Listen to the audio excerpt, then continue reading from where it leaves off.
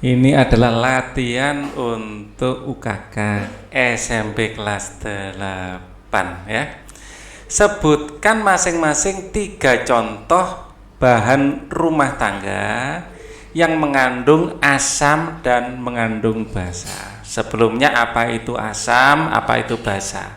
Asam, untuk SMP ya, kelas 8, definisi asam adalah definisi yang paling dasar, yaitu senyawa yang mengandung ion H+. Nah, ini semua senyawa mengandung ion H+, ini disebut asam. Definisi ini diberikan oleh Arrhenius ya, definisi oleh Arrhenius ya. Definisi ya oleh Arrhenius. Ya, nanti kalau di SMA definisi akan ada beberapa, bukan hanya yang disampaikan oleh Arrhenius. Ini definisi paling dasar yang paling mudah dipahami. Asam adalah senyawa yang mengandung ion H+. Nah, asam ini di dalam kehidupan sehari-hari ya, ini banyak terdapat pada buah ya.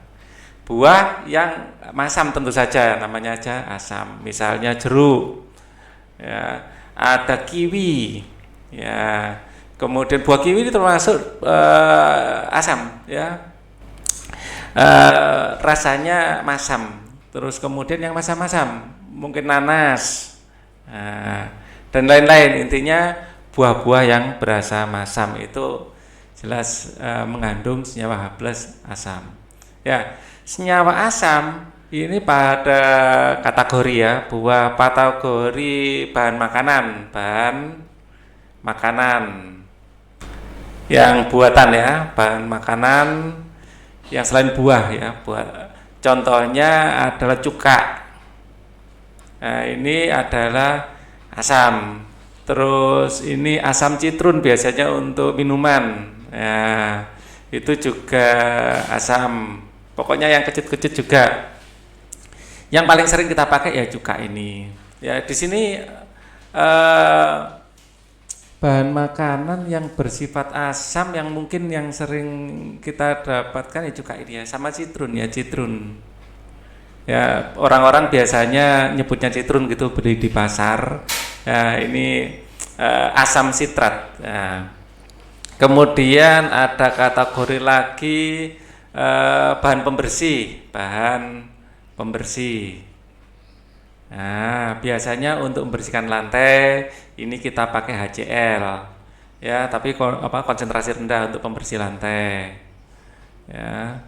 Pembersih bukan lantai sih, lebih ini pembersih kloset ya, kamar mandi untuk membersihkan plat-plat yang membandel di kamar mandi. Itu biasanya ada produk-produk yang di dalamnya itu mengandung HCl ya. Terus kemudian ada juga untuk ini, untuk peralatan ya, peralatan ya,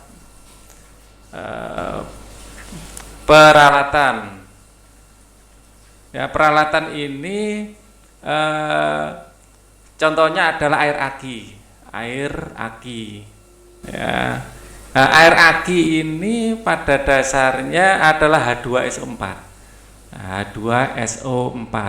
atau biasa kita sebut asam sulfat. Nah, di sini suruh nyebutkan 3 tak kasih banyak ya.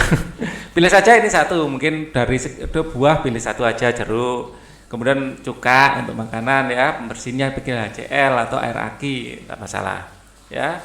Kemudian yang basah ya, basah sengaja saya kasih warna biru dan asam warna merah karena di kertas lakmus asam itu membuat kertas lakmus berwarna merah dan basah itu berwarna biru. Nah, basah sendiri secara definisi adalah senyawa ya yang mengandung ion OH-. Nah, enggak sebanyak asam kalau dalam kehidupan sehari-hari yang kita kenal, yang banyak OH-nya ini ya, yang sering kita temukan yang ini dalam produk pembersih, pembersih. Ini adalah sabun. Ya. Sabun ini ya bahan dasarnya itu KOH.